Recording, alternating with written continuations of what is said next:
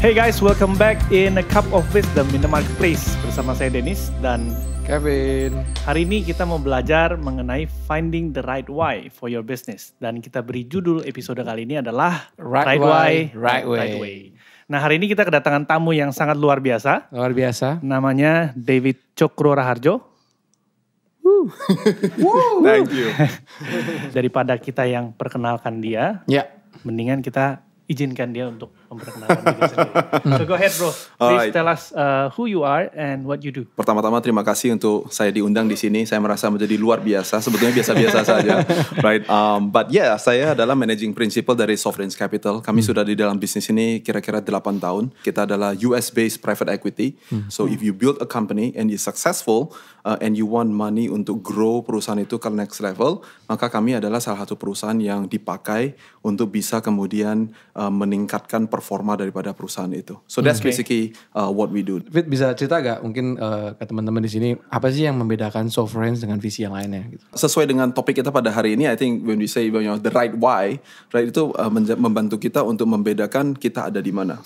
Kita mengalami ada satu bubble yang di mana semua orang merasa adalah I need to have a money from an investor, right? Dan ini alasannya kenapa saya ada di dalam dunia ini, karena saya merasa bahwa uangnya itu investor sendiri pun kadang-kadang agak blur, tidak mengerti kenapa orang itu ada di dalam bisnis itu. Saya merasa bahwa directionnya salah, right? Karena arahan Anda atau tujuan Anda lebih penting.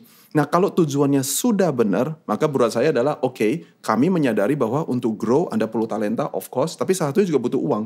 And that's the reason why we want to become an investor. Right, so why itu bicara mengenai direction. That's right. Gitu ya. Jadi it's not about performance, tapi kalau performance-nya tinggi, tapi direction-nya nggak jelas, mungkin jadi arahnya juga nggak jelas gitu ya. That's right. Kalau saya bisa generalisasikan, saya lihat ada 3 profil atau 3 kategori yang ada nih untuk pengusaha. Yang pertama, mereka yang sudah punya visinya, tapi kendaraannya belum ada. Jadi bisnisnya belum ada, tapi visinya datang duluan. That's right. Gitu ya. Kedua adalah orang yang sudah punya bisnis, tapi visinya belum atau visinya baru ketemu. Profil yang nomor 3 adalah orang yang belum punya bisnis dan belum punya visi. That's right. Gitu ya. Jadi ada 3 profil ini. Nah kalau bro melihat dari 3 profil ini, what is your perspective dan bagaimana menyikapi pada saat kita ada di dalam satu dari 3 ini? Yep. Oh sorry, ada satu lagi. Satu lagi adalah profilnya yang sudah punya bisnis dan sudah punya visi. Artinya that's ideal. Okay. Ya, tapi 3 yang lain it still needs a lot of work. Nah kira-kira perspektif dari bro gimana? Banyak orang bilang bisnisnya dulu atau purpose-nya dulu. And tentu dalam hal ini adalah pandangan pribadi saya. And let's kill it one by one, right? Yang pertama adalah orang yang gak punya visi dan juga gak punya vehicle, right? Buat saya, jawaban saya mungkin terlalu terus terang. Well, kalau Anda belum punya visi, belum punya vehicle, then go out there and get a job. Do some job, do an internship, atau mungkin pergi kepada teman dan hey, ada gak yang bisa saya bantu?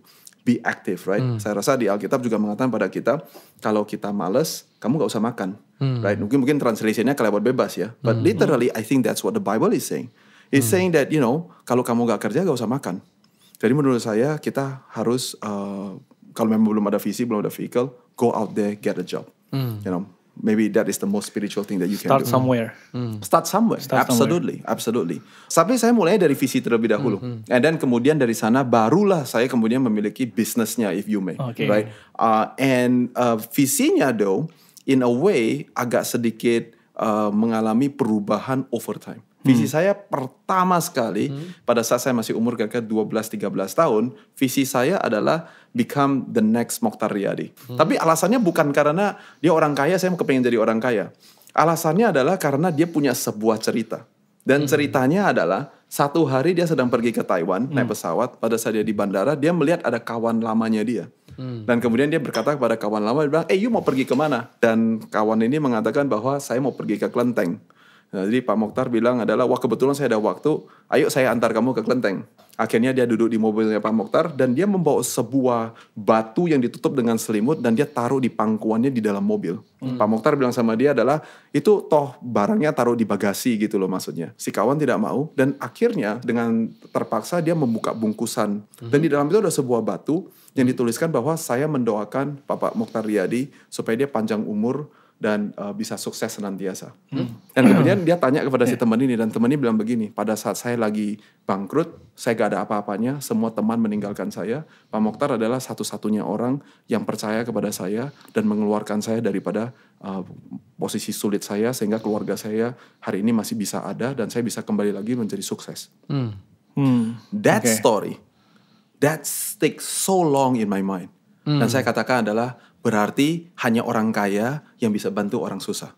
Dan itu menjadi visi saya yang pertama. Saya mau bangun sebuah bisnis yang bisa memberikan banyak lapangan pekerjaan. Saya mau bangun sebuah bisnis yang dimana saya bisa merubah kehidupannya orang lain. So I start from there, right? So if you are like me, yang dimana adalah visinya terlebih dahulu, baru kemudian vehicle-nya baru ada. Discover That's kemudian. Right. Menurut saya ada 2 yang Anda bisa langsung lakukan. Yang pertama adalah kalau kita udah berbisnis 3 tahun, bagaimana customer kita menjadi kehidupannya lebih baik gara-gara keberadaan kita. Alright? You will never go wrong with that. Karena Matius, Markus, dan Lukas mengatakan bahwa hukum yang terutama adalah mengasihi Tuhan Allah kita dengan segenap hati, jiwa, pikiran kita. Betul ya? Tapi dengan hukum yang kedua, yang sama dengan yang pertama, dia katakan begini, kasihlah sesamamu manusia seperti dirimu sendiri. Artinya kalau saya jadi customer-nya perusahaan saya, apakah saya betul-betul satisfied atau tidak? And if you can say yes, I think we are in the right track. Yang kedua adalah pegawai kita, atau partner kita, atau supplier kita. Apakah dengan setelah berdagang selama 3 tahun, 5 tahun, or whatever the number of time that you are doing this, apakah orang-orang ini kemudian menjadi lebih baik gara-gara keberadaan kita? Apakah kalau kita interview vendor kita sekarang, vendor kita bilang gini, ya kalau di sosial media sih orangnya ciamik soro, bagus gitu ya kan. Tapi kalau lagi dealing di belakang meja, ampun deh. Ngerti gak ya? Nah itu kan artinya adalah kita tidak menghidupi bagaimana kita menjadi berkat buat orang-orang di sekitar kita. Jadi saya rasa in general, you should thinking about your customer. Dan satu lagi adalah employees. Right? Itu yang kategori kedua. But I realize dalam perjalanan saya bertemu dengan banyak orang yang mulainya dari bisnis dulu. Dan kalau bisnis dulu biasa mungkin mulainya dari, I have profitnya ada jelas, opportunity-nya ada. Tapi tujuannya untuk apa? Ya itu ada opportunity-nya, I can turn it into a gold, right? Tujuannya cuan lah ya. Of course, absolutely, right? Yeah. And I think that one more time. Jadi kalau selama ini Anda belum tahu purpose-nya, menurut saya sah-sah saja. Dan Tuhan juga gak apa-apa. Tapi kalau you realize that I've been doing great business, a lot of profit, tapi sebetulnya klien saya ya gitu-gitu aja sih. Gak diperes sih. Tapi juga kita gak memberikan benefit yang spesifik. Dan jawaban saya adalah mari kita mulai mencerminkan bagaimana caranya saya bisa increase the satisfaction of my client. The same goes to your employee, right? You're making 100, the next person is making 1% daripada what you are making. Menurut saya, at least secara finansial, that is not gross. When you listen to things like this, right? Malah kita bisa memikirkan tentang bagaimana karyawan saya atau orang-orang di sekitar saya, apakah mereka menjadi lebih baik oleh karena keberadaan saya. Dan of course yang terakhir tadi bilang adalah yang ideal, yaitu adalah punya bisnis dan juga punya visinya. And menurut saya, I come from one or the other. I don't think that ada orang yang langsung pertama kali dia mulai langsung punya visi dan bisnisnya.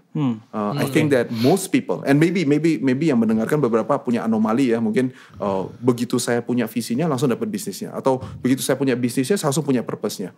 Tapi I think for the general population, I think it's a journey. Mungkin dari visi dulu, mungkin dari bisnis dulu. Tapi intinya menurut saya adalah pada saat kita bercerita tentang visi, karena setiap daripada kita unik, I think the key point is like, apakah kita merefleksikan hukum yang terutama itu, yaitu mengasihi orang-orang di sekitar kita.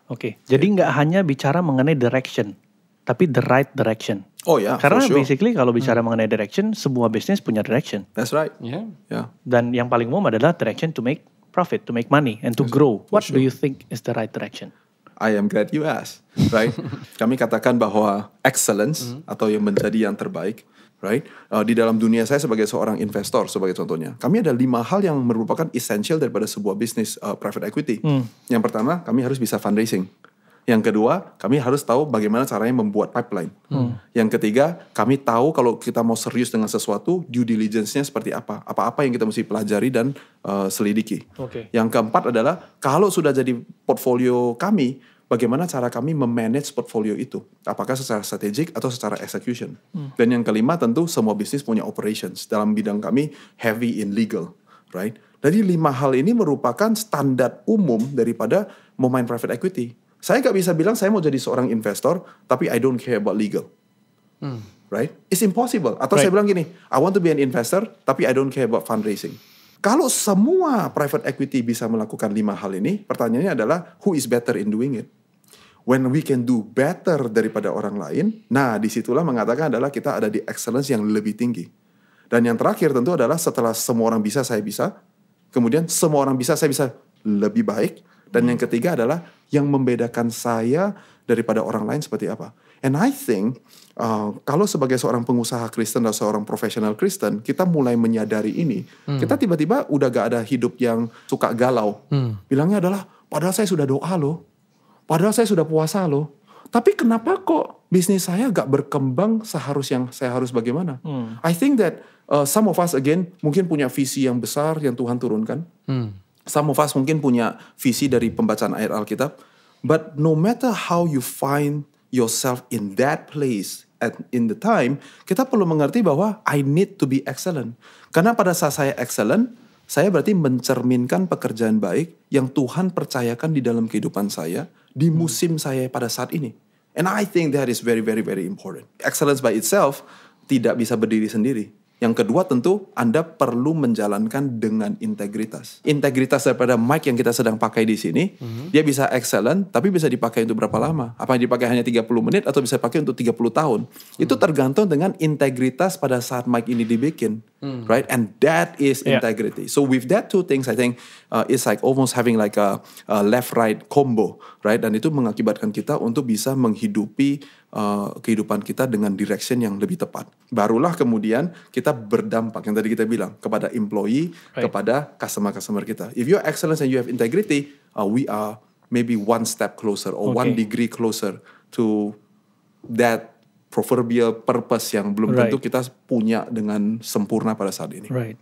Yeah, absolutely. So, is it fair to say begini? Jadi apabila ada orang yang punya bisnis, and then dia belum punya purpose gitu ya. Atau belum punya direction yang benar. Kan yang pertama harus didapat adalah sense of direction. Yes, right. Whether kita harus go south, go north, itu dulu. Gitu. Jadi kita bisa pakai these 3 points atau 3 anchors gitu ya. Excellence, integrity, and impact. Excellence mungkin bisa dilandasi oleh strength kita. Absolutely. Tuhan udah taruh dalam kehidupan kita, because that's the raw material how to build excellence in your life. That's gitu. right. Dan datang dari mungkin juga impact. That's right. Dampak apa yang kita mau berikan untuk sekitar kita, orang-orang yang di sekitar kita. Gitu. Dan juga mungkin integrity. Bahwa kita melakukan pekerjaan yang baik. Gitu, kira-kira. Right. So that's mungkin bisa dipakai. Absolutely. Guideline itu ya. Sesuai judulnya nih, right way and right way. Bagaimana kalau memang udah punya right way, how to implement sih? Karena kan baik lagi kadang-kadang ya kita juga tidak dealing with anak-anak Tuhan juga. Absolutely. Mungkin yang kita pekerjakan juga bukan anak-anak Tuhan juga. Nah Absolutely. Itu bisa share gak how to implement sih? So dalam pertanyaan implementasi ini menurut saya nomor 1 mungkin tenggang rasa itu penting sekali. Tenggang rasa. Tenggang rasa. Tenggang rasa yang dimaksud adalah sumamanya adalah kita mesti bagi visi kita dalam 2 atau 3 bagian atau 2 atau 3 step. Instead of ceritanya adalah satu visi, whether you take it or leave it, right? Itu akhirnya makanya kesannya kita jadi sedikit kayak jadi fanatik, terus kemudian orang kayaknya susah banget kalau ngomong sama dia, kayak gitu. Nah kadang-kadang kita mesti turun ke bawah. Now, so we live in a different era, whether you are younger than me or older than me. Triknya saya adalah kita pakai hashtag di dalam perusahaan kami, all our company, right? Hashtagnya adalah hashtag sekata Indonesia perkasa. Alright. So contoh gampang. Satu hari saya disetirin sama sopir saya. This is sopir. Jadi jangan cerita di level partner, manager. Ini sopir. Oke, tiba-tiba dia setir karena dipepetin sama orang. Sopir juga ngotot. Dia potong orang. Udah potong orang kan dia masuk ke jalur kiri. Dan you know how Jakarta people drive, right? So I ask sopir saya namanya Pak Mursani. Saya Pak, visi kita apa ya Pak ya? Dia bilang gini, sekata Indonesia perkasa. Terus saya bilang gini, ini sopir. Terus saya tanya dia, Pak, kita lagi Indonesia perkasa gak ya kalau lagi setirnya kayak begini? Dia bilang, Ya enggak juga ya Pak ya. Mungkin saya mesti toleransi sedikit ya Pak ya. You see, daripada kita bilang ini visi, misi, value, kita bisa bikin 3 lembar punya ilmu, tapi tetap gak mendarat. And so now when I have my investment company, hashtagnya tetap sama. When I have my coaching event, hashtagnya juga sama. So the hashtag, I think generally speaking, karena kita bergerak banyak dengan anak-anak muda ya, I mean like both of your companies also with a lot of young people, I think that the hashtag is easier untuk diterima sama generasi yang muda. But this is just a trick, right? A trick means that cara trik yang lain gak ada salahnya. Cuma menurut saya menggunakan hashtag itu lebih mudah untuk diterjemahkan dan lebih mudah untuk membawa orang-orang semuanya bisa ikut sama saya. Benar. Saya ada pertanyaan lain. Pada saat orang mencari visinya dia atau mencari purpose-nya dia, karena it's a journey, right? Jadi sometimes it's trial and error. Coba-coba. Nah, how do you know that you're actually heading to the right direction with the right way? So let me tell you a little bit of a story, right? Waktu saya umur 17, 18 mau masuk kuliah, saya pikir adalah mungkin panggilan hidup saya adalah jadi pendeta saja, you know. And I sincerely believe that, right? Because I love the Lord, and it just look like it's clicking, right? Ayah saya adalah seorang pengusaha, and my dad says like, you are not going to be a pastor, right? And so saya sekolah bisnis. Tapi waktu sebelum saya menikah, kira-kira saya umur 24-25 tahun, for the second time in my life, masih merasa bahwa saya punya panggilan untuk menjadi seorang hamba Tuhan, right? And so I went to my pastor at that time, dan saya bilang sama dia adalah, pastor kayaknya saya gimana ya? Mungkin saya dipanggil Tuhan jadi pendeta kali gitu, bukan jadi pengusaha. Gini, dia bilang adalah, David, your desire untuk bangun rumah Tuhan, it is for sure. Tetapi, kamu dilahirkan di keluarga yang jagoan bisnis. Tuhan itu juga gak iseng. Tuhan gak kayak gini, gue kasih lu nih kemampuan matematikanya biar kenceng gitu. Wah lu bisa lihat opportunity, ini gue kasih lu talentanya. Tapi udah kemudian kayak gini, untuk apa? Ya gak untuk apa-apa, biar keren doang. Nah supaya apa? Ya supaya lu biar tuh jadinya tapi pendeta aja. So then he say this, he said like, but I'm not God.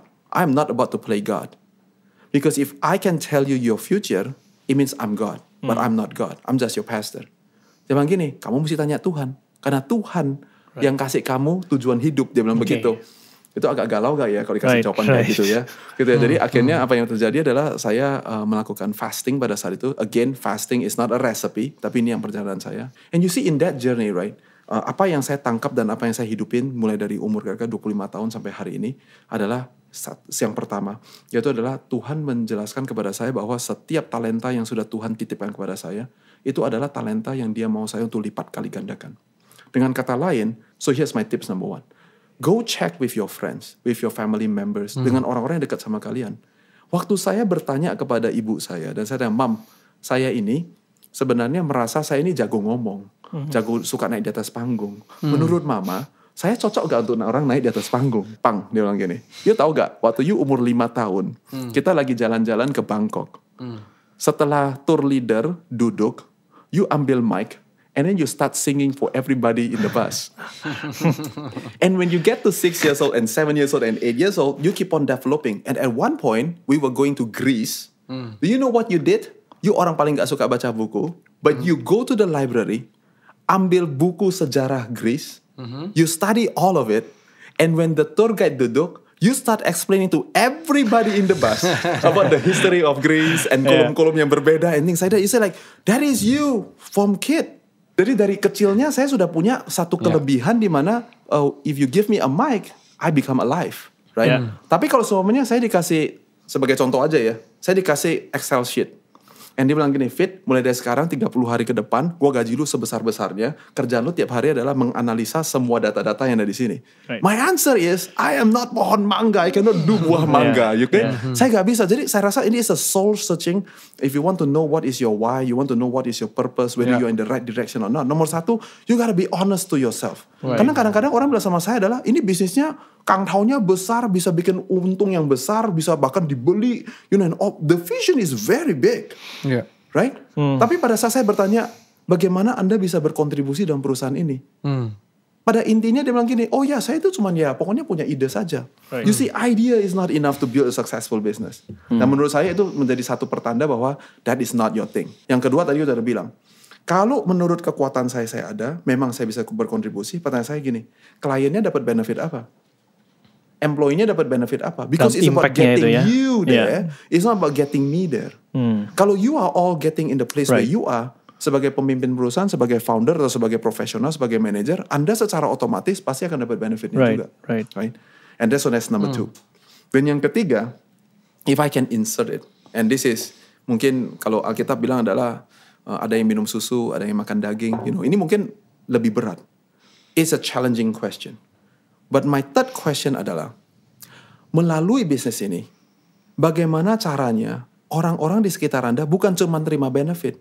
Kalau terima benefit, contohnya adalah dulu semuanya masuk dalam perusahaan ini, dia tidak punya social life. Just kerja.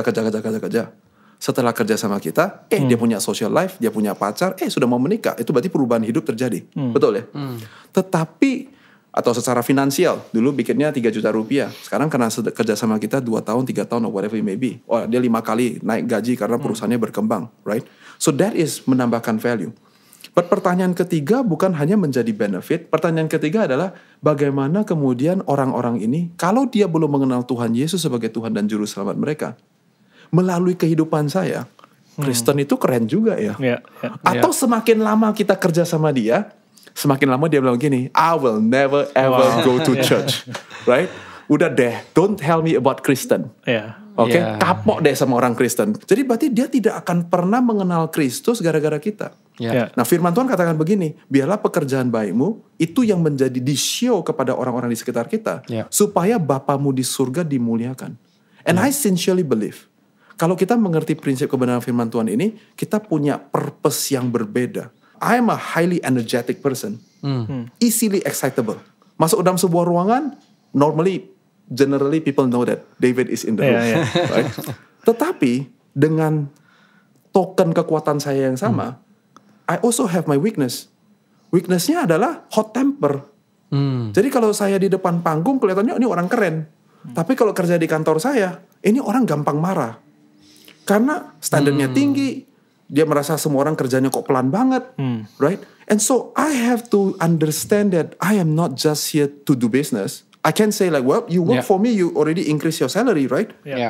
I have to know that waktu saya mau marah, and I say like, Kristusnya dicerminkan ya kalau begini ya. Now it doesn't mean that kita gak boleh marah. I want to be clear, right? This is a different subject. I just want to say, tidak berarti orang Kristen gak boleh marah. Tapi kadang-kadang marahnya tepat gak? Relevan gak? Tepat waktu gak? Betul ya? Nah, saya harus ngecek diri saya sendiri. Because yang dipertaruhkan adalah nama Kristus. Kalau saya marah gak ada ujungnya, suka-suka marah, pukul-pukul meja atau whatever it is that you do when you are marah, maka orang tidak akan mengenal Kristus oleh karena justru saya manajernya. Tapi pada saat saya harus marah, saya marah. Pada saat saya tidak harus marah, saya mengontrol diri. Doa saya adalah, harapan saya adalah suatu hari, siapa tahu ada temennya. Bilang, ada KKR atau ada acara Kristen, yuk ikut saya yuk. Dia bilang gini, Kristen ini lumayan lah. Kayaknya oke tuh, bos gua oke. Mungkin di tempat itu, dia mendengarkan firman Tuhan, Roh Kudus bekerja, dan kemudian hatinya dirubahkan, dan dia menerima Tuhan Yesus sebagai Tuhan dan Juru Selamatnya. I think that is a high calling. Right? Dan tapi itu paling susah. How do you reflect that in your leadership? How do you reflect that in your product packaging? Right? This is very, very important. So this is very close in my heart. And I know that kadang-kadang saya ketemu dengan beberapa pengusaha, jawabannya adalah, Fit, I got it, but I have no idea where to start. And my answer is, it's a journey. It's a journey. Dan kadang-kadang kita mesti sambil jalanin, dan waktu kita jalankan kita baru tahu gini, now I got it, right? And when you got it, then we can do something about it, right? Jadi saya tidak merasa bahwa Anda harus punya 1, 2, 3 penuh baru bisa buka bisnis atau membangun sebuah karir. I think that, saya sudah tahu kekuatan saya, I'm being honest myself, start there, right? Ada yang mulai adalah, I'm not sure, tapi yang paling penting adalah, saya juga bahkan gak tahu kekuatan saya di mana, tapi saya beneficial kepada customer saya dan kepada employee saya. Let's start there, right? And so however it is that we want to do, kita bisa mulai dari tempat di mana kita berada. Tapi ideally, menurut saya, kalau kita punya 3 prinsip ini, dan kita hidupkan ini dalam kehidupan kita, I think that purpose is going to be very, very, very close. Right? I think Dr. A.R. Bernard say this, right? Purpose kita atau panggilan hidup kita itu namanya adalah vocare. Vocare artinya adalah bukan saya nelpon surga dan bilang adalah Tuhan. Jadi panggilan hidup gua apa ini? Bukan begitu. Kebalikannya, Tuhan nelpon kita. Ya. Dan kita angkat teleponnya, dan kita, halo, ini David. Dan kita, ini Tuhan sedang berbicara. Dan ini tujuan hidup kamu. So it is waiting for heaven to call us. But if you are close to what your strength is, if your life is about benefiting other people, dan secara sengaja kita mau menanamkan benih supaya orang bisa mengenal Kristus, mencintai Kristus, melayani Kristus, menjadi semakin mirip dengan Kristus. I think waktu telepon itu sampai dalam hidup kita dan kita angkat, pada saat Tuhan katakan, ini yang aku mau kau lakukan di dalam hidupmu. Right. I think we will answer that, I'm actually already in this right way. Right? Cuman tinggal mungkin tilting sedikit, geser 1 derajat, and we are already there. Yeah. Right? And so I think that would be my suggestion. I want to get into technicals ya bro ya. Alright. Contohnya lah misalnya, kita membangun 2 bisnis yang identically the same. Bisnis yang kembar. Di industri yang sama, bisnis yang sama, scale-nya sama, produknya sama, service-nya sama. Oke? Bro punya purpose atau godly purpose lah. Purpose-nya tujuan yang ilahi. Saya tidak punya purpose. Nah, at the end of the day, kalau kita lihat ke depan, 20-30 tahun yang akan datang, sebenarnya bedanya itu apa? Ya mungkin how purpose make a difference ya. Exactly. So I think that is a very good summary, and I just want to exploit that point just 1 second. Yaitu adalah fokus Anda di siapa? Diri saya, is about me, myself, and I, atau di pada orang lain. Kalau fokusnya kepada saya kasih tahu dulu, you will never be satisfied in life. Right?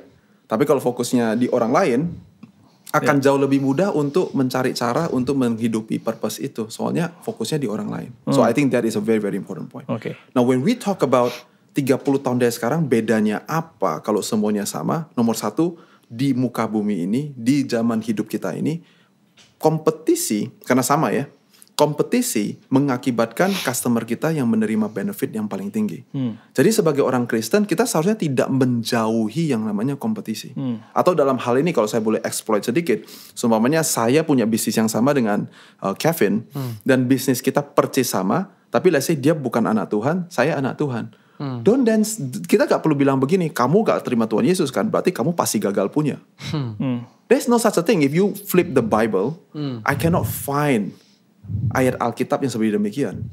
Yang ada ditulis dari Alkitab, dia bilang begini, orang-orang yang main-main, yang main curang dan semuanya itu, ya kan? Alkitab bilang begini, hari ini kamu lihat cantik, besok udah layu. Kemudian dia bilang gini, harta dari sono akan pindah ke tempat orang-orang yang mengasihi Tuhan. Oke? Tapi dia gak pernah bilang begini, karena lu gak terima Tuhan Yesus sebagai Tuhan Juru Selamat, maka kamu bisnisnya pasti gagal. He did not say that. Jadi sebagai orang Kristen, kita seharusnya embrace that. Karena tujuannya mulia, semuanya untuk membangun Indonesia. Kita juga membangun Indonesia. Ya sudah dong, sama dong. Karena kita sama dan kita berkompetisi, itu mengakibatkan ekonomi menjadi lebih baik. Satu, customer jadi lebih punya pilihan yang lebih baik. Berarti customernya, berarti orang-orang di sekitar kita menjadi jauh lebih dilayani dengan baik karena keberadaan kita yang persis sama itu. Right? But now, instead of talking 30 tahun, I want to bring it to 50 tahun, bahkan 200 tahun dari sekarang. Right. Yang membedakan cuma satu. Pada saat kita kembali kepada Bapa kita di surga, right? Dan kemudian bilang begini, good job, well done my servant Kevin. Nah pada saat dia lakukan itu, mungkin gak punya 7 miliar orang posting rest in peace. Mungkin cuma punya 70 orang. But the reward in eternity, that one comment is enough. What are you chasing? Purpose-nya apa? Tadi Kevin bilang awal mulanya, kalau yang dikejar adalah uangnya, ketenarannya, powernya, you might get a lot of people praising you. Baik lagi kita masih hidup, maupun kalau sudah kita meninggal. Pertanyaan saya adalah, siapa yang kita mau senangkan? Anda mau menyenangkan diri sendiri, mau menyenangkan semua orang manusia di muka bumi ini, atau Anda mau menyenangkan Bapa kita di surga? When we understand this principle, menurut saya, cara kita berdagang, cara kita berbisnis, cara kita mengatur tim kita, itu semuanya berubah semuanya. Now, very very important, right?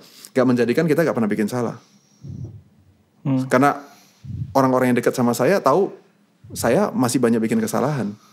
Tapi itu membuat saya, sebagai contohnya, tadi saya cerita tentang hot temper yang saya punya. I don't care if he's just a security guy. Saya pernah mau masuk ke kompleks. Saya lihat mobil di depan saya pakai mobil yang agak mewah. Tamu, karena saya tahu siapa yang mau masuk ke situ. Gak dimintain KTP. Saya masuk pakai kendaraan umum. Kita dimintain KTP.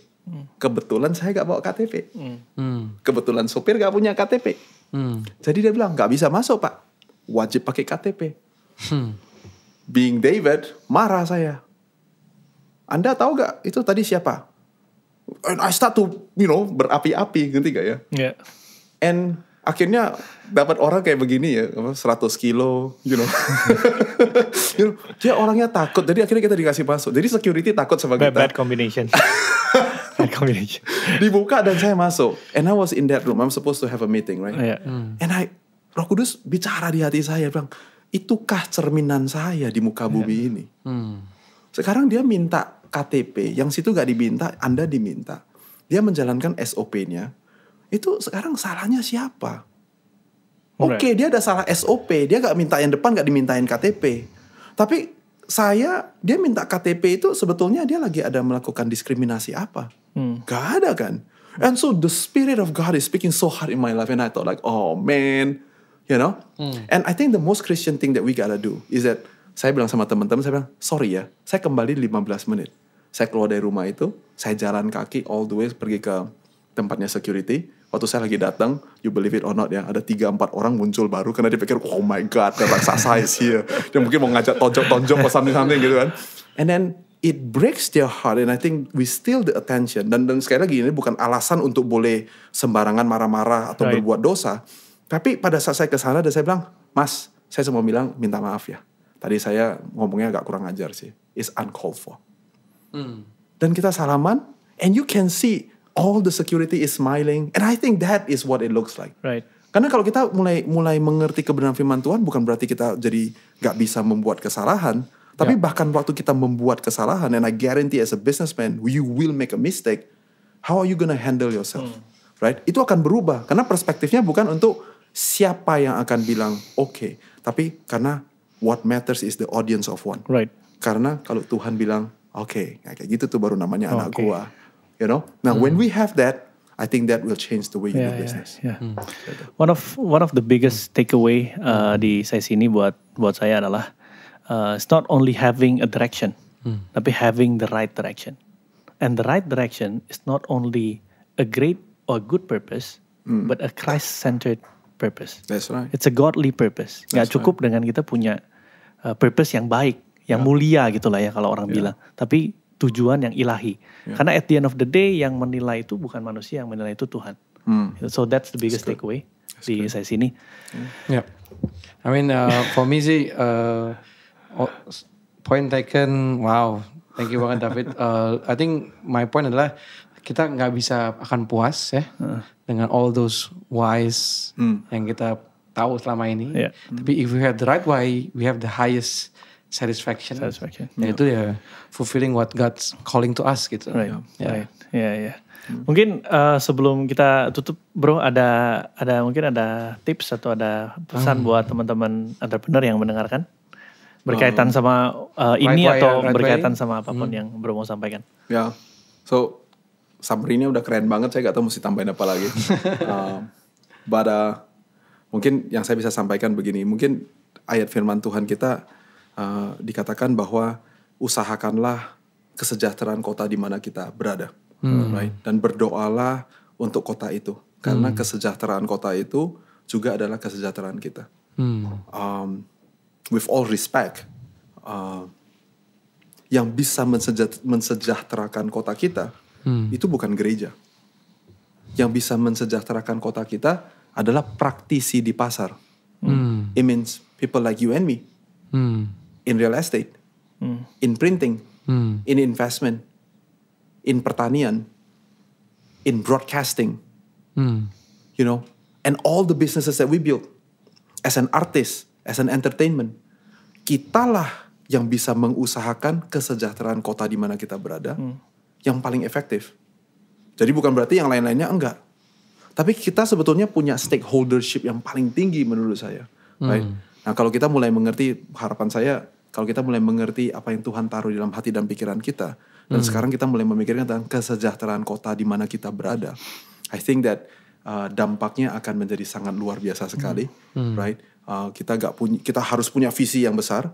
Tapi itu juga tahu adalah saya mulai dari kantor saya. Right. Saya mulai dari cubicle saya. Saya mulai dari lantai saya.